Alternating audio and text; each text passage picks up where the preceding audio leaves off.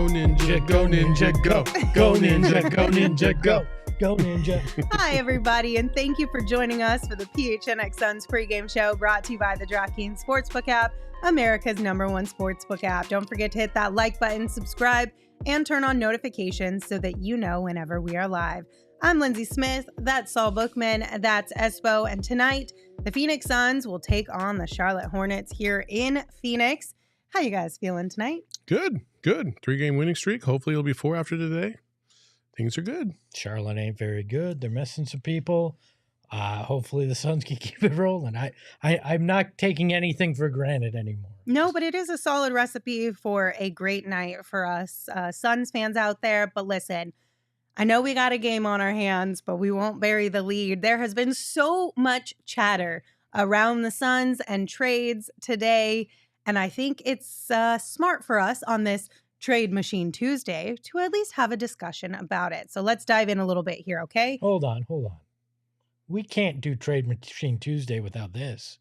Trade Machine Tuesday. Trade Machine Tuesday. I mean, all I could have done was hope that we forgot about this, but apparently not. It lives to see another day. All right, let's dive into it. First up, Mark Stein shared that the Suns have started assessing their post-Chris Paul future and thus identifying Terry Rozier, Fred VanVleet, and Immanuel Quickley as potential trade targets. Now, Stein notes within his newsletter that based on what he's hearing, Rozier is perceived as available, Quickley is not available, and VanVleet is unclear. How you guys feeling about this one? You know, I don't mind any one of these players, to be honest with you, because they give you a boost scoring wise. But if I had to decide which one I wanted more, oh man, I think for what the team is right now, I'd probably go Terry Rozier because I think he's a versatile piece. He can help handle the ball, but he could also, obviously he could play the off guard position as well. He's a good shooter. He's a good scorer. So I would probably go with Terry Rozier, and he's available. That's the most important part. Yeah, I mean, Rozier was where I was leaning for a while, but if it's we're looking to the future, we're trying to find the answer that maybe is the guy to take the mantle after Chris Paul quickly. And I know Stein says he's likely not available or isn't available, but I would understand why they're interested in Quickley. The age, his 3-point shooting doesn't look great here, 33.2%. But he was a much better 3-point shooter in college. So maybe it's one of those things that comes around eventually. So if I'm looking future, I get why they're thinking. But I think Rozier and the option that you could play him off ball when you're mixing your second unit with your starters, or you want him and Book at some point in the game and you can kind of trade off and on who's on the ball. I like that. Joe Garibay is in the chat, and he says, don't go for Rozier. I prefer a reunion with Rubio if that's the case. And I'm telling you right now, you don't want those problems because we're seeing that a little bit with Chris Paul not scoring at the high enough clip necessary to really elevate this team in crunch time and to really be a bona fide contributor in the second half of games, really. We don't want more of the same. If you brought in Ricky Rubio to be the backup point guard to Chris Paul, while that's good assist wise, you're still struggling scoring the rock, and you need a guard that's going to be able to score. I think the Suns don't need another facilitator; they need another scorer more than anything else. Yeah, and I agree. I agree on that front. Ricky Rubio's 32, coming off a major injury, like. Bringing him in and hoping that he can rekindle the magic is all well and good. But if you're thinking about your future, that's not much of a future. Yeah. It's a very short runway you have there. Yeah. And also, Saul, this was something you mentioned before the show started, just to be clear, because I think everyone, at least in the chat, it appears, understands what's happening with this conversation. It's not to move Chris Paul for one of these guys. Yeah, no. It's bringing them to this squad with Chris Paul on it for when Chris Paul can no longer perform or when he's no longer with the team. Yeah. Kind of a situation. For sure. I know there was some confusion there. It's for sure. It's to supplement what you have right now, for sure. Yeah. And then I know everyone in the chat is already like, but Gambo said. What did Gambo say, Emma? He said, nah, Forget about it.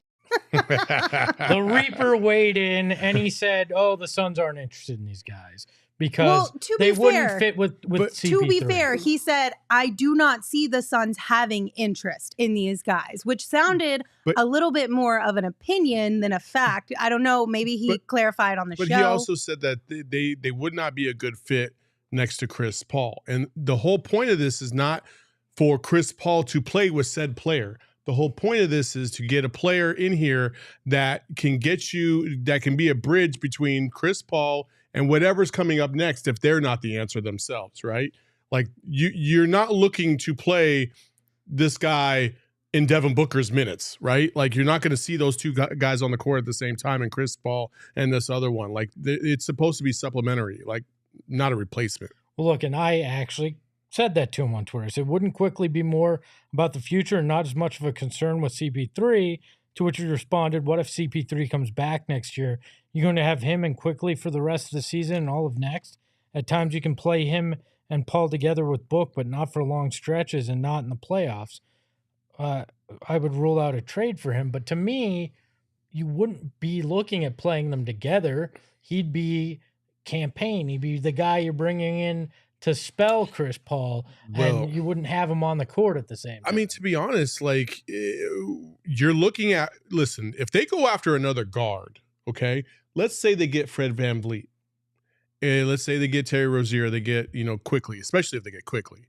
Like, I mean, the writing's on the wall for Chris Paul because you're looking to move on from him.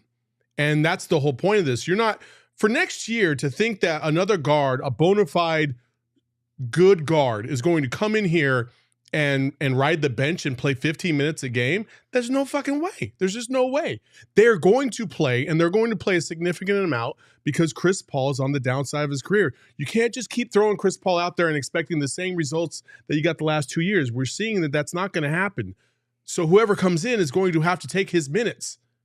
Chris Paul goes to the bench if he wants to stay, but I don't know what the reality of that is either. Look, I have the utmost respect for Gambo, but like Lindsay said, this wasn't, I'm reporting that the Suns he will tell you when he has spoken to somebody and he said, what I'm hearing is. So that, I mean, there are semantics to all these tweets. We all understand that, right? He might have said something on the show, though. I've heard little things I'm leaning towards they wouldn't be interested in guys, but Mark Stein is a guy I trust. This isn't Jake Fisher throwing something out there. Mark Stein is a guy that is reputable, has written for the New York Times, has been an ESPN reporter, has sources deep within the NBA.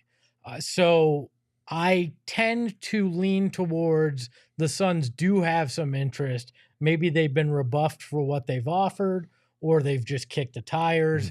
But I trust what Mark Stein's saying, that at some point the Suns had some interest in this, and they are thinking about their future beyond Chris Paul. Yeah. There was also a report from Bob McCowan on his podcast where he said, quote, I talked to an NBA insider yesterday. This is a guy I've known for a few years. He tells me OG Anunoby wants out of Toronto. And then Bruce Arthur from the Toronto Star said he heard that at least one team offered 3 first-round picks for OG Anunoby. So this is where the Trade Machine Tuesday machine comes into play because Espo put together this fun little shenanigans here. Espo, what did you come up with? Look, I know they want to get off Jay Crowder. Deandre Ayton is a guy that's becoming expendable, potentially. Well, Toronto's been rumored to want him. Yeah, well, that too. And then, if they've already been offered 3 first-round picks, you're probably going to have to pony up. But with the F them kids mentality that's in this front office, why not throw him in? Otto Porter, he's injured this year, so it's more of a salary matching. You get OG Anunoby and Gary Trent Jr., so you add a decent amount of scoring heft here. You get a great defender in OG Anunoby, and you make your bench a little bit more dangerous than it currently is. I'll be honest, I think this is 50-50. It's one of those that I get if people don't think it makes sense, but I also get where it would. And the more I look at it and the lineup options you could have, the more I kind of get sold that this may be about the best you're going to get for DA. I can talk myself into it. I cannot. Initially, off the top, it's like, I don't know, but I feel like I could talk myself into it. Yeah, we first of all, like, if it was just DA for Anunoby and Gary Trent Jr., cool. I maybe I could be convinced of that, right? But the fact that you're throwing in 3 first-round picks, I don't care what James Jones values in terms of the draft, those are still valuable assets that you have to account for because other teams do. And you can't just throw those things away thinking that they don't cost you anything because somebody else wants them. Like, that's just not how you do business. And then on top of that, like, yeah, we can sit here and talk about the scoring averages for both these guys. Yeah, it'll help the team increase, although I have my doubts as to how they would fit in with this particular group of guys. Monty Williams has not been the best at managing personnel to try and get the most out of them in terms of rotations. So I wonder how that would be. Would we see Gary Trent Jr. all of a sudden not play a fucking minute in a game because they couldn't find time to squeeze him in between Cam and Mikal and Anunoby? Like, I don't know about that. And then on top of that, like, defensive wise, like, and that's the thing that everybody wants to point out is like, well, defensively, they'd be really good. Well, Anunoby's having his worst year defensively as we speak, and Gary Trent Jr. is not in that same conversation as well. Arguably, DA is so too. DA is too, but still his defensive rating is still better than both of them right now. So I wouldn't. I feel like you're just doing a trade just to make a trade in this one. Okay, if it was 1 first-round pick and 2 second-rounders instead of 3 first-round picks, does that change your mind at all? Probably not. No. Look, people are saying Siakam. I don't think this is enough to get in the Siakam conversation with them. They're going to want a hell of a lot more, I think, to get Siakam. You're talking 4 pick swaps, more young talent, I think, that they'd want.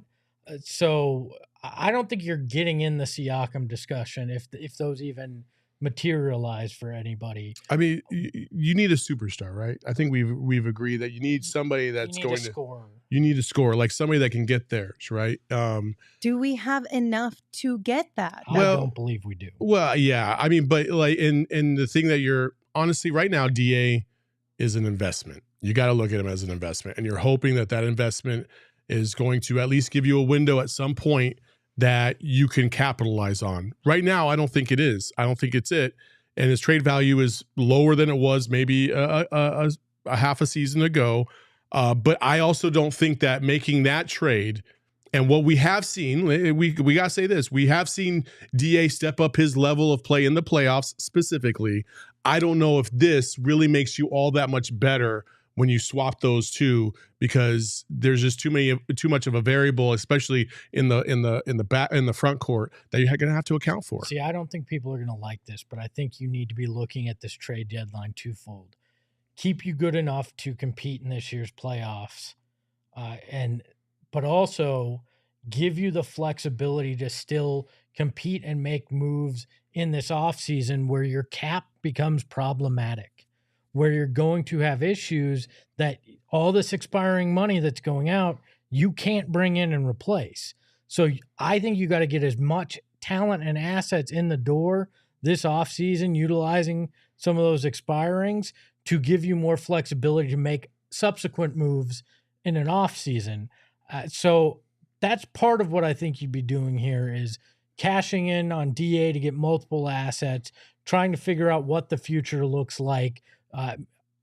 I think that your OG is more palatable on his current contract and his level of talent and room for growth than DA is with some teams looking at trades. So you may be able to flip him again in the offseason if you don't like the way it works. This is the way I think James Jones needs to think is he can't just be playing checkers. He's got to play 4D chess going into this trade deadline and looking at ways to get in assets that you can keep under your cap and make moves with as well. And I think you might have to look, how do I maximize DA to get multiple pieces to then maybe make another But move? I think you have a log jam. And this is my thing is, though, I think you have a log jam between Booker, Mikal, Cam, Trent, and Anunoby. That's 5 guys that average over 12, 13, 14 points a game, and Devin Booker being the dominant one of that group. Like, I just think that that's a lot of mouths to feed that need to score, that to provide that value that you're talking about. And that's why DA, and for whatever you want to say about DA is not a vital piece in terms of scoring when Devin Booker is in the lineup. He's a nice accessory. We definitely want more from him, but he doesn't demand the ball like these other guys might. And that's a lot of mouths to feed. But if you have OG in the starting lineup and you move Cam to the bench and Gary Trent Jr. also, obviously this is all pending on egos and all of the things, right? You put Gary Trent Jr. and Cam Johnson on the bench, also including Damian Lee in there. You got shooters everywhere for the most part. And positionless basketball, what happened to that?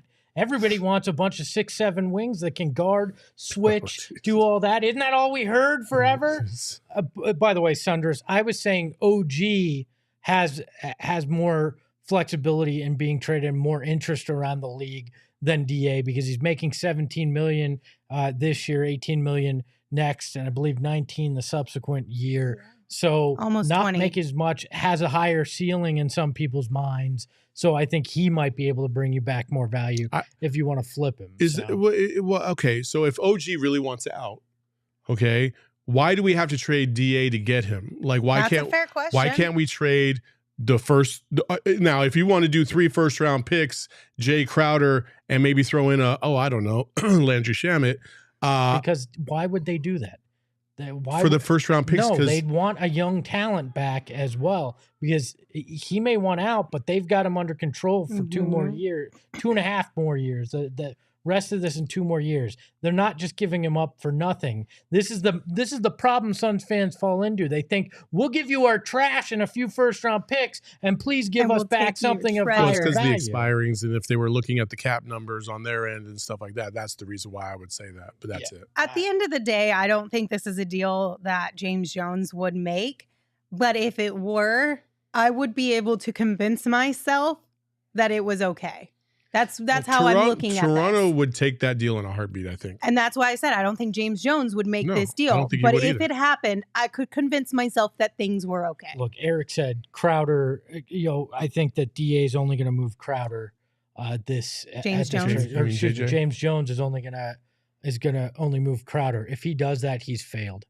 You can't sit on the additional expiring contracts, let that money evaporate and leave yourself with very little flexibility going into next year. Well, it's funny you should say that. It is funny you should say that because we might just maybe have figured out why Jay Crowder hasn't been moved yet. So here's a little nugget of information from Zach Lowe. Yeah, someone told me that has some interest in Crowder, that the Suns seem to want 2 of the following 3 things: a good young player, a first-round pick, and a rotation, almost a starter Crowder level player. 2 of those 3. And it's like, that's cool. Like, that's why Jay Crowder hasn't been traded yet, because we're 50 games into the season. He hasn't played, and he's in the last year of his contract. So the asking price is pretty high. Why would you think you could get that for a guy that's been sitting out and that you weren't even willing to start this year? He's been reading Twitter. With Jay Crowder for LeBron. I mean, who says no? I'm just seriously, that's an asinine asking price. Well, it's asinine until you get down to the wire, and a lot of these things do happen like that, right? If you really value the asset that you have, and maybe potentially in this scenario, you are overvaluing it. You're going to wait until the very last minute just in case somebody gets desperate and they want to pay that price. Mm-hmm. And yeah. Nothing's happening right now. We're all frustrated about it, but I genuinely feel like James Jones is probably not going to make a big enough move to make a really big difference. He'll get rid of Jay Crowder somehow, some way for something that's probably cents to the dollar, and everybody will be upset, and we're going to move on. Look, if Jay Crowder doesn't get traded, that's a failure. I said this on Twitter. Well, it's a failure, and they better not buy his ass out. Because if they don't trade him and then they proceed to buy him out and let him go pick a contender that he can go play for that you potentially face in the playoffs, you have failed on multiple levels. At that point, you sit there and you say, sorry, Jay, you're just sitting out now. You got your wish. You're not here, but you're not going to go help somebody else win. You can go pick your team in the offseason, but I'm not helping you right now to potentially hurt myself in the playoffs. Okay, so Sunderous Dunks in the chat said he was having a hard time understanding the audio. It was fast, but basically what Zach Lowe was saying was that the Suns want 2 of these 3 things for Jay Crowder: a first-round pick, a good young player, and a rotational, basically starter-level player. They want 2 of those 3 things, which I personally think is asking a lot for Jay Crowder. Well, and that goes to debunk the theory out there that James Jones doesn't value picks. He might not value the draft and the players in the draft, but he values the picks as assets because that matters. Yeah. And so I mean, listen, if you got a first, you're not getting a first for Jay Crowder. You're just not. You're not getting a first and then a rotational player. I don't see any scenario where that happens. And you're not going to get a good young player unless it's some guy that you really valued in the draft that somebody drafted and maybe they're, just on the fringe and they never really play. But there's nothing here. And Eric and Sunderous are saying the Suns are a top 3 team without making a move. If we're 100% healthy and at the top of our game, they're a top 3 team in the West. Maybe. I mean, I think 4 or 5 in the West, but in the league, top 3. No, I think top 3 in the West. I could see them being top 3 in the West, but not in the league. Not the way Boston's playing. Bags said, is it Crowder and something else though, or just Crowder?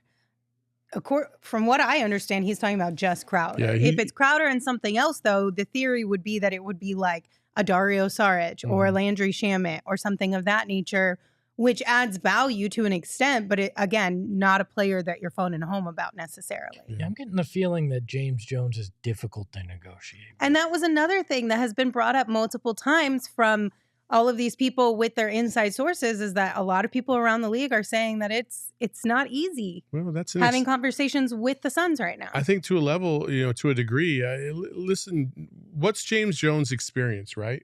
It's working with Ryan McDonough behind the scenes, kind of coming up through those ranks and then taking everything on himself. And then Jeff Bowers, right? That was his name? Jeff Bowers came in to kind of help James kind of navigate things. That's ironically when the Chris Paul deal did finally go through. Bowers was in the New Orleans franchise. Yeah, and so I wonder how much everything is on JJ right now.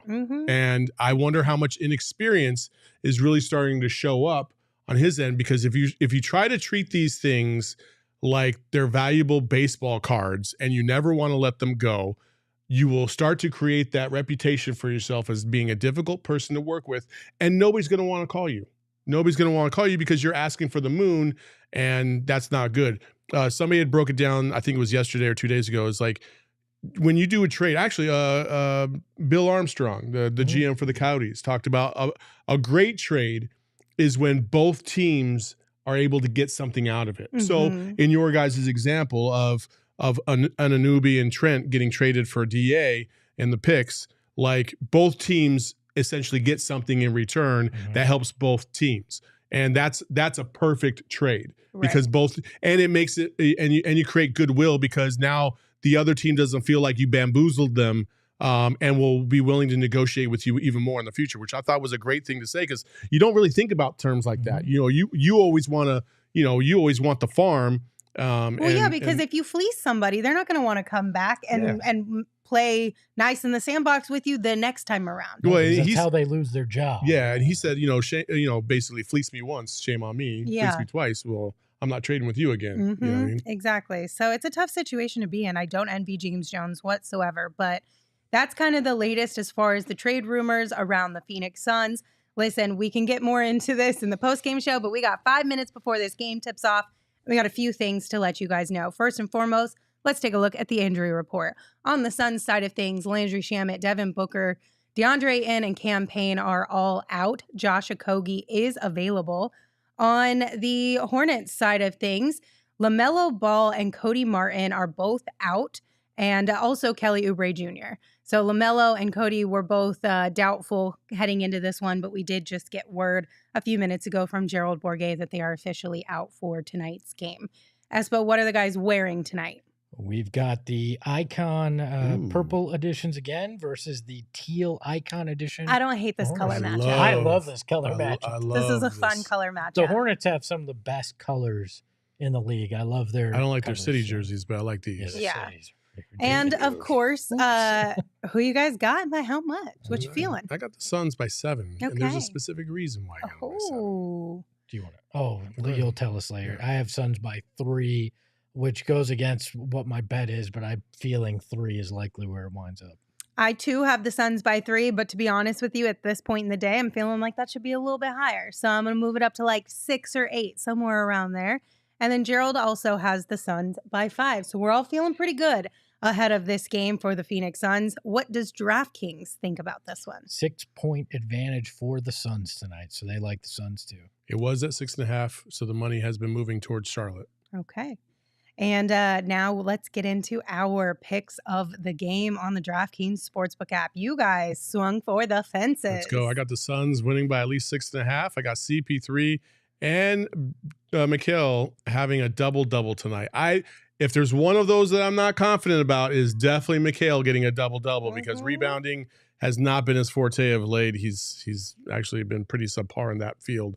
But tonight is a breakout game. But that's why it's a plus 3,500. You're going to win some money if that happens. I have Suns by 6.5 or more. CP3, 10+ assists, 2+ steals. Bridges, 5+ assists, 2+ steals at plus 3,000. And I actually put my money where my mouth is on this one. So I love how you guys both went big, trying to make up some ground here on the leaderboard. And I'm just over here like, I'll take the over on Mikal Bridges' PRA at 28.5 at a minus 110. So those are our bets that we are putting down on the DraftKings Sportsbook app. What does the leaderboard look like, Emma? Where are we sitting? Saul, you're at a plus 1950. I'm at a plus 8562. Espo, you are at a plus 37. Now, I do have a different parlay that I'm playing tonight, just so you all know. You got more? Oh, yeah. I actually put money on this one. I put $10 to win 3,500. And my boy Espo joined me on this. So we'll be very happy if this comes to fruition. Highly unlikely, plus 35,000 odds. But it didn't seem too crazy. Suns winning by 6.5. Chris Paul, 2 steals. Terry Rozier, 2 steals. Mikal Bridges, 2 blocks. And PJ Washington, 2 blocks. Wow. I was like, you know what? Let's roll the dice. You guys got inspired by that guy the other night who put a $5 bet and won $72,000. I mean, those guys are a dime a dozen. Look, I actually in part picked mine too, because if you hit your bet, I hit my bet, and I can stay pace with you. If you both hit your bet, well, then you've just left me behind in the dust. But we'll see. Fingers crossed that y'all miss and I hit tonight. But listen, if you guys want to get in on the action on the DraftKings Sportsbook app right now, 4 NFL teams, 2 conference championship games, and only a few more shots to win big on the playoffs with the DraftKings Sportsbook app, an official sports betting partner of the NFL. Counting down to Super Bowl 57, new customers can bet just $5 and get $200 in free bets. So if you have not already, download the DraftKings Sportsbook app and use that code PHNX because, like I said, new customers can bet $5 on the conference championships and get $200 in free bets instantly. Only at DraftKings Sportsbook with that code PHNX. Minimum age and eligibility restrictions apply. See show notes for details. Any final thoughts on this game or anything going on in the Suns world? Let's make it 4 in a row. Let's go. Thank you guys for joining us for the pregame show / Trade Machine Tuesday special. Don't forget to meet us right back here after the game wraps up. Bye.